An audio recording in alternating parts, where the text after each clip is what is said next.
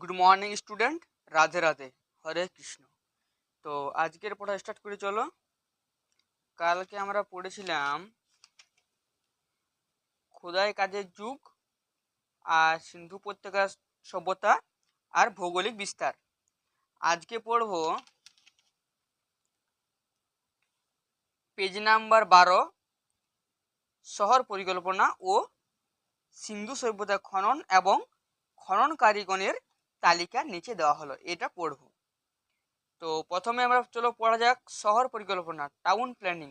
তো প্রথমে পয়েন্ট কি দেওয়া আছে, গ্রিড প্রথার মাধ্যমে শহর পরিকল্পনার উন্নতি সাধন করা হয়েছিল। দুভাগ করে রাস্তা তৈরি করে ত্রিভুজাকার ও বর্গাকারভাবে শহরকে অঞ্চলে ভাগ করা হয়েছিল। রাস্তার বাতিস্তম্ভ তৈরি করে বাতিদানের ব্যবস্থা করা হয়েছিল। বাড়িগুলোর পাশে রাস্তা, গলি সহ সব পরিকল্পনা মাফিক করা হয়েছিল। 2 নম্বর পয়েন্ট কি, পাকা বাড়ি তৈরির রসদ হিসাবে পোড়া ইট ব্যবহার করা হতো। এর সঙ্গে সঙ্গে কাঁচা ইটের বাড়িও তৈরি করত। 3 নম্বর পয়েন্ট কি, বাড়িগুলো একতলা ও দুতলা বিশিষ্ট ছিল, কিন্তু এগুলি একই রকমের ছিল।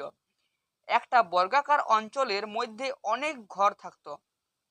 রাস্তার সামনের দিকে কোনো জানালা থাকতো না বা রাখতো না।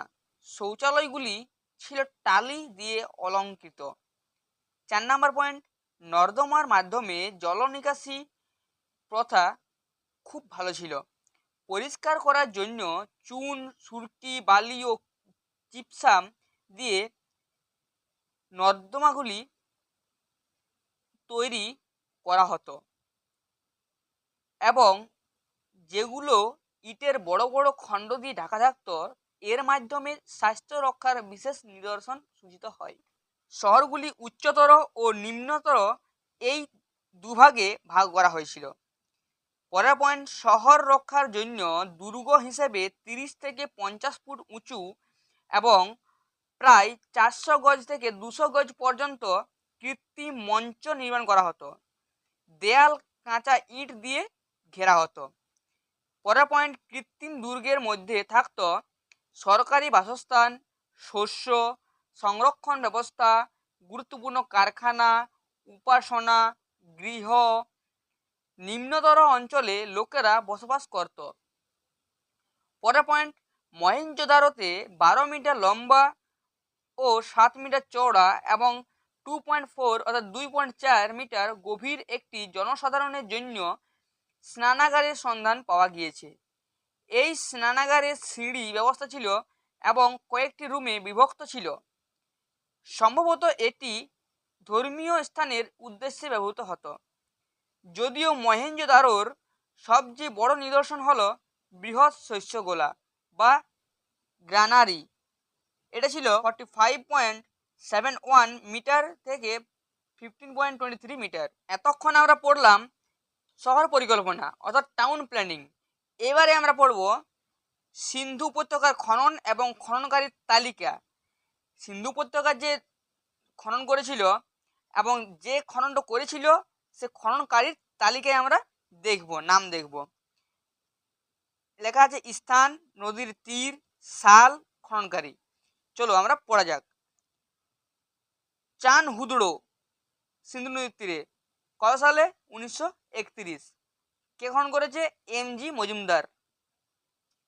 সাকতা জেন্দোড় ডাসাক 1927, স্যার আইরেল স্টাইন। রোভার সেল সাতলুজ 1953, YD শর্মা। লোথাল ভোগওয়া 1954, SR রাও। কোড্ডোজি সিন্ধু 1955, ফজল আহমেদ খান। বানওয়ালি সরস্বতী 1973, RS বিস্ত। রাংপুর মোহর 1931-53, MS ভাট, BB লাল এবং SR রাও। আমরি সিন্ধু 1929, NG মজুমদার। কালীবঙ্গান ঘর ঘর 1961, BB লাল। সারকোটাতে কোনো নদী সেই জায়গায় নেই, সেই জন্য ফাঁকা দেওয়া আছে।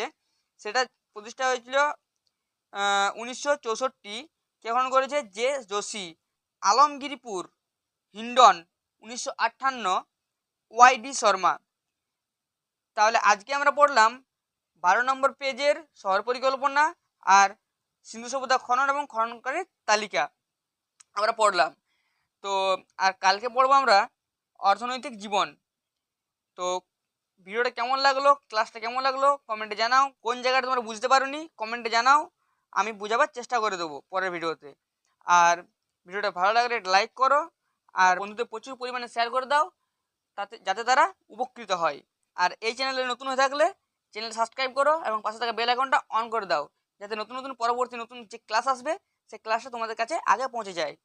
তো ভিডিওটা এই পর্যন্ত, দেখা হচ্ছে নতুন কোনো ভিডিওতে, ততক্ষণ বাই।